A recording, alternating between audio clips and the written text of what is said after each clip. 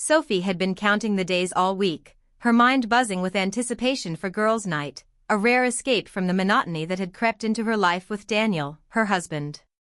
Lately, their conversations had become short, clipped, filled with polite tones that masked frustration or disappointment, and Sophie felt a quiet ache in her chest every time she walked past him in their shared home without a real smile, without a touch that meant something more than routine.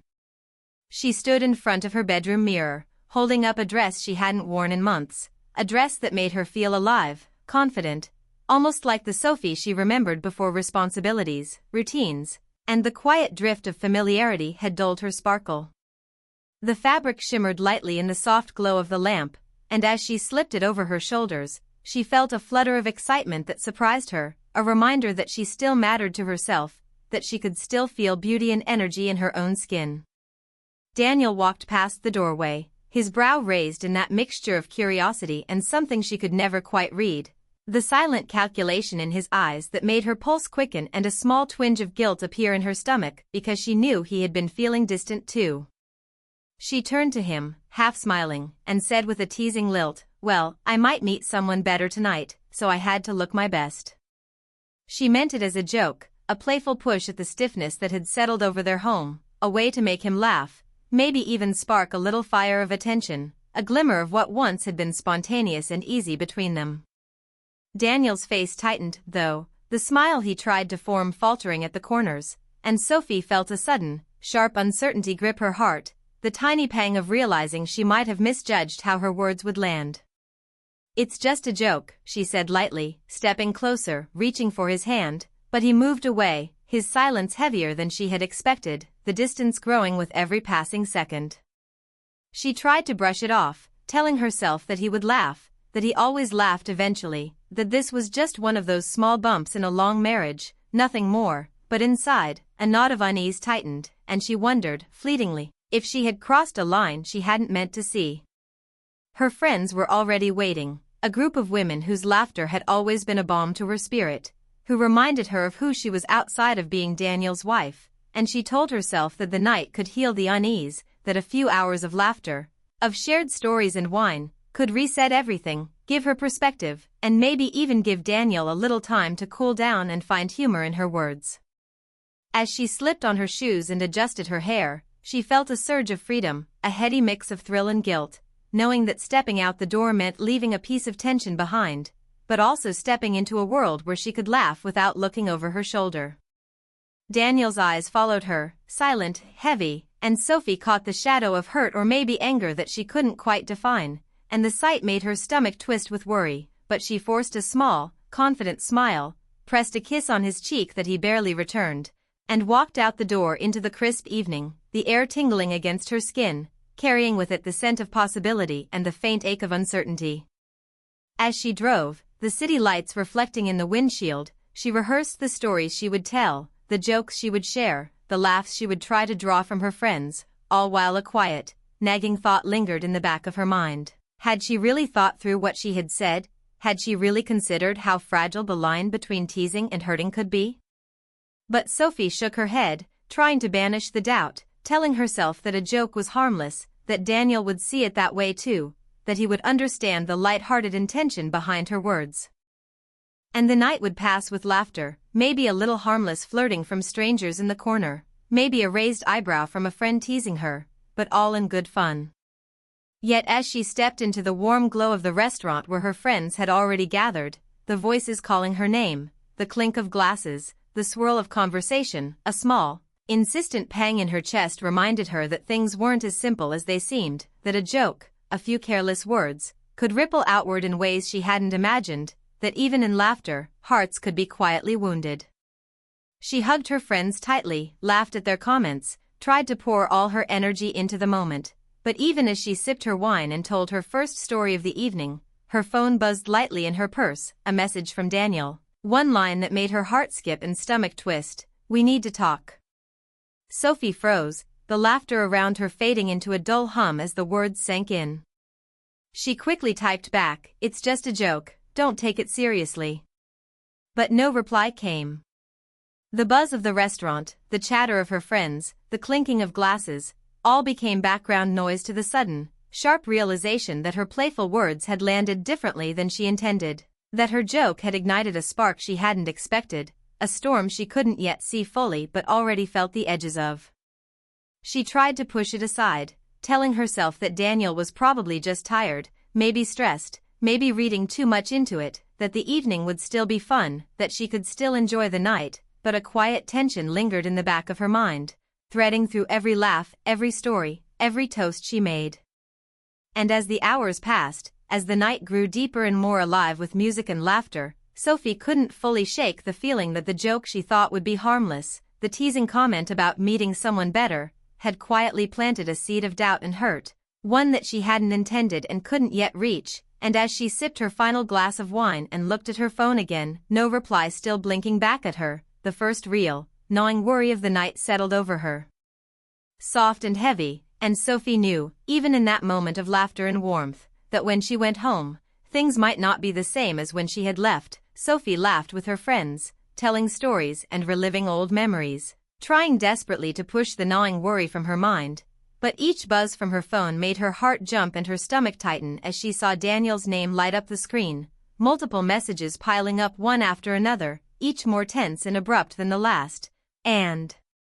she felt a rising panic she couldn't shake, a realization that her joke, the one she had meant to be playful and light-hearted, had hit far deeper than she ever imagined, and now a wall of silence and misunderstanding had formed between them that she had no idea how to breach. She tried calling, her fingers trembling as she tapped his number again and again, hoping he would pick up, that he would hear her voice and understand the intention behind her words, that he would laugh and shake his head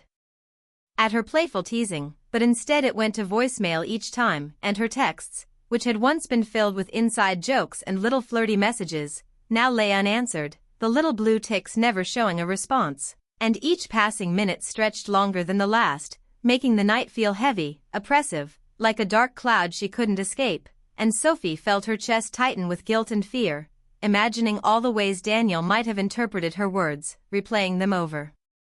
and over in her mind, wondering if he thought she really wanted someone else, if he felt insulted, unloved, or inadequate, if the teasing that had always been part of their relationship had finally gone too far. And as the laughter of her friends washed over her, she felt strangely isolated, disconnected, even though she was surrounded by familiar faces and warm voices, because a piece of her heart and mind was consumed entirely by the unknown state of Daniel's emotions, the locked door she could not yet see, the storm that had quietly begun at home without her presence. She tried to force a smile, to keep up with the conversation, to laugh at the stories her friends shared, but her mind was elsewhere, spinning scenarios, imagining what she would say if she could explain herself, if she could rewind time and soften her words, if she could reach him before the misunderstanding grew any bigger. And yet the more she thought, the more distant she felt from him, and each unanswered message, each passing hour without a call or reply, made the invisible distance feel tangible, like a wall closing in around her, and she felt a tightening in her throat as the first pangs of real dread began to settle, because she realized that her playful joke had triggered something she couldn't easily fix, and the weight of that realization made her hands shake as she held her glass of wine a little too tightly, her laughter feeling hollow, her stories forced, her attention constantly flicking to the phone on the table as though it might suddenly ring, as though Daniel might break the silence and reassure her that it was all a misunderstanding. Eventually, Sophie left the restaurant, her friends waving goodbye and calling for her to join them for a post-dinner stroll, but she barely heard them, her thoughts consumed by Daniel, by the messages that had gone unanswered, by the fear that he might be more hurt than she realized, and when she drove back, the familiar streets blurred past her eyes as she rehearsed what she would say, how she would explain that it was just a joke, that she hadn't meant to hurt him, that she loved him and only him. But no matter how many words she repeated in her mind, she couldn't predict how he would react, how his heart had absorbed her playful comment, and as she reached their home, a cold wave of anxiety hit her as she tried the front door with her keys, only to find it locked, the metal stubborn and unyielding, and her pulse raced as she pounded lightly on the door, calling his name softly at first, then louder. Each shout met with silence that wrapped around her like a heavy cloak, and then muffled footsteps inside made her heart sink further, each sound a reminder that Daniel was there, aware of her presence, yet refusing to open the door. and Sophie pressed her forehead against the cool wood, feeling tears prick at her eyes as she imagined the hurt he must be feeling, the misinterpretation that had grown from a few careless words, and the loneliness of standing outside, locked out of her own home, made her feel the sting of helplessness she hadn't experienced in years, a combination of fear, shame, and longing twisting inside her, making her wish desperately that she could undo everything, that she could step back inside and hold him, reassure him, make him laugh, explain herself in a way that words alone might heal, but the door remained shut, the silence on the other side absolute, almost suffocating, and Sophie sank onto the steps, pulling her knees close, letting herself feel the shock, the hurt, the overwhelming swirl of emotions, knowing that this night, intended as a harmless break from routine, a light-hearted escape, had transformed into a quiet battlefield of misunderstanding, trust, and vulnerability, and she realized in that moment that repairing the rift, even a small one, would take more than explanations. It would take patience, courage, and a willingness to face the emotional consequences of words she hadn't meant to wound, and as she sat there, shivering slightly in the night air, she understood the fragile, unpredictable nature of love, how quickly joy could turn into hurt, how a single joke could ignite a storm, and how, in the quiet of that heavy, tense night, she would have to summon every ounce of strength and honesty she had to reach across the distance Daniel had created, to find her way back into the warmth of his trust and the security of their shared home, all the while feeling the ache of longing and fear settle deep in her chest, a reminder that love was never simple, and laughter, no matter how innocent, could sometimes hurt the ones we loved most. The morning after the locked door felt heavier than Sophie expected, the house quieter, almost painfully still, each corner filled with a tension she could almost touch, a silence so loud it pressed against her chest as she moved through the rooms, avoiding Daniel, not because she wanted to, but because the last thing she wanted was another misstep, another word twisted in the wrong way, another moment that could widen the fragile gap between them. Yet no matter how carefully she tiptoed, the distance between them seemed to grow, a physical presence she couldn't ignore, and as she watched him from the kitchen doorway, making his coffee with a tight jaw and hands that trembled slightly as if holding back words and feelings he couldn't yet share, Sophie felt a pang of longing mixed with fear, wishing she could just reach across the silence, take his hand, and erase the misunderstanding that had bloomed like a dark flower overnight, a playful joke now towering in her mind as a symbol of her thoughtlessness, of her inability to measure the weight of words, and every movement he made, every small sigh or glance away, reminded her of the fragility of the moment, of the thin line between reconciliation and regret, and she found herself replaying her joke over and over, imagining the way he might have heard it, the sting of insecurity or pain it could have caused, and the thought made her stomach churn as she considered how easily trust, even in the safest of relationships, could feel like a fragile glass waiting for the slightest tremor to shatter it, and Sophie's mind raced as she considered what she could do, how she could fix it, what words might bring him back to a place of understanding without sounding desperate or insincere, how to navigate this delicate moment where pride, love, hurt, and hope all tangled together in a way she had never fully anticipated. And when Daniel finally spoke, his voice calm but low, each word measured like a careful step on ice, Sophie felt the tension spike, her heart beating in her ears, every breath caught between fear and anticipation, and he said, I need to feel sure again, Sophie.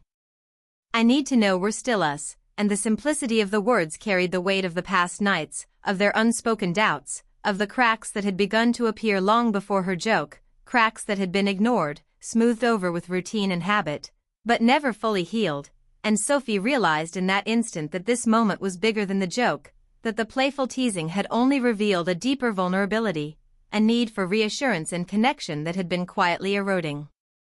between them, and as she reached for his hand, trembling slightly, she felt the warmth of his fingers respond, cautious but present, hesitant yet seeking, and the first small bridge across the silence began to form, fragile and unsteady, yet real, and Sophie's mind raced as she tried to speak, to explain, to mend the invisible rift with the words she had crafted over countless sleepless hours, but every phrase she formed seemed inadequate, every sentence too simple, too clumsy, too human to capture the depth of her regret and longing, and yet she spoke anyway, softly, earnestly, letting the honesty of her voice carry the weight of her emotions, confessing that she had never intended to hurt him, that the joke had been thoughtless, that the laughter she sought had been meant to lighten their hearts, not wound them. And Daniel listened, his eyes not fully soft, but warmer than they had been, flickering with the memories of their past, the quiet nights filled with shared dreams, the moments of vulnerability that had once drawn them close. And Sophie could feel a shift, a subtle movement of the invisible wall he had placed between them, a sense that maybe, just maybe, he was allowing her back into the space she had momentarily lost. And she realized that love wasn't about never hurting one another, it was about facing the hurt, acknowledging it, embracing it, and letting it become a pathway back to understanding rather than a barrier that separated hearts. And as the morning sun streamed through the kitchen window, casting soft light across the counters and warming their intertwined hands, Sophie felt tears prick at her eyes, not of despair this time, but of relief and cautious hope, as the words they shared, tentative and raw, began to weave a new layer of intimacy, a deeper understanding of one another's fears and needs, a mutual recognition that their bond, though fragile in moments, was strong enough to weather misunderstandings. And they talked for hours, not avoiding the hurt, not glossing over the tension, but leaning into it, unraveling the knots that had formed, sharing memories of joy and regret, laughter and vulnerability. Each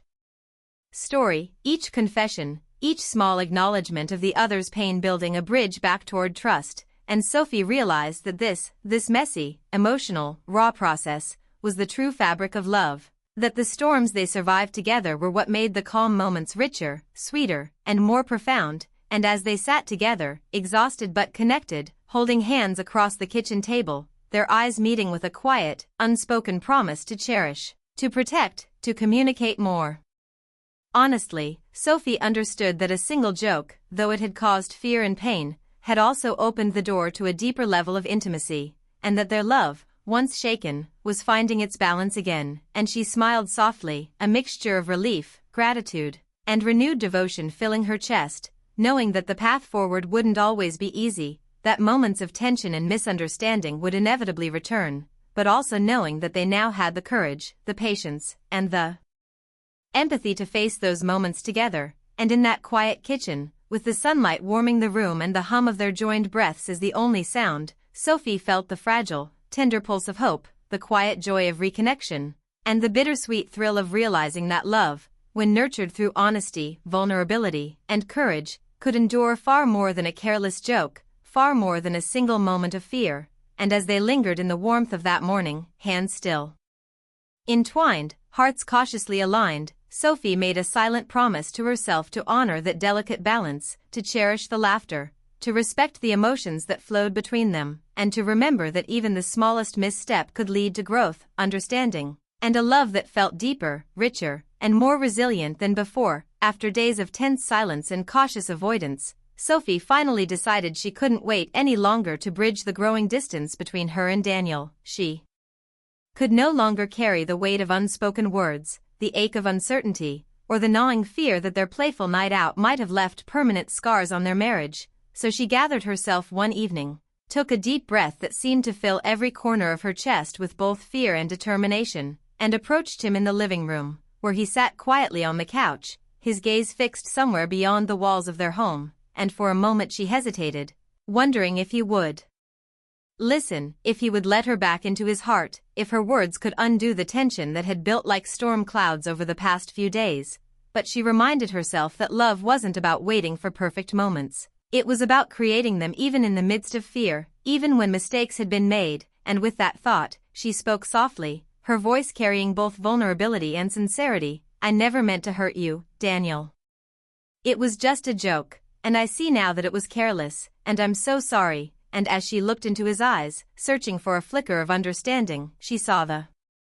shadow of pain there begin to soften, a subtle shift that gave her hope that perhaps their bond wasn't as fragile as she feared. And Daniel, his hands folded tightly in his lap, seemed to inhale deeply, as if drawing courage from her words, before finally meeting her gaze, his eyes reflecting a mixture of hurt, love, and a longing for reassurance. And he said simply,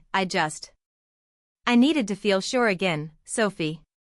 I needed to know we're still us. And the words, though few, carried the weight of days filled with doubt, anxiety, and distance, yet also held a glimmer of the trust that had always existed between them. The connection that had first drawn them together and had survived countless small storms over the years, and Sophie felt a surge of relief, mingled with fresh worry, knowing that rebuilding would take time, patience, and honest communication, but believing, with every fiber of her being, that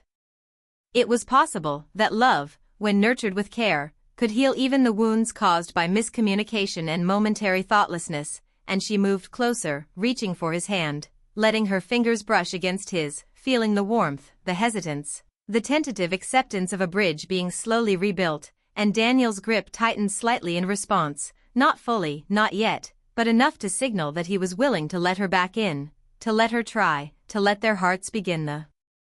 process of reconnecting. And as they sat together in the quiet of the room, words flowing between them in soft, deliberate honesty, Sophie confessed more than she had in days, speaking of her fears, her longing for the spark they had once shared, her guilt for letting a joke grow into a wedge, and Daniel, for his part, shared his own insecurities, the ways her words had made him feel unappreciated or uncertain, and the conversation became a delicate dance of truth and emotion, each revelation,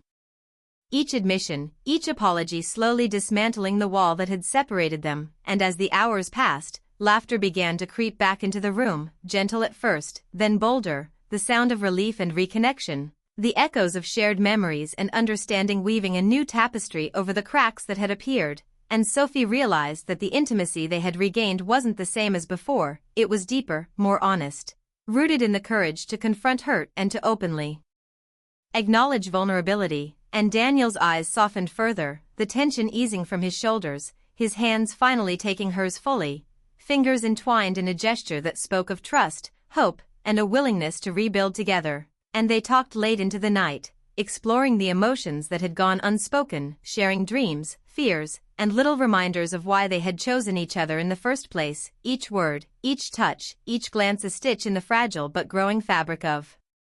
their renewed connection. And Sophie felt tears well up, not of despair, but of gratitude, relief, and a quiet, tender joy, as the love that had once felt threatened by a careless joke now began to feel resilient, alive, and strong enough to weather future storms. And in that shared space, with the hum of the house around them and the night sky casting a gentle shadow through the windows, Sophie understood fully that love was not flawless, it was not simple, it was not free of mistakes, but it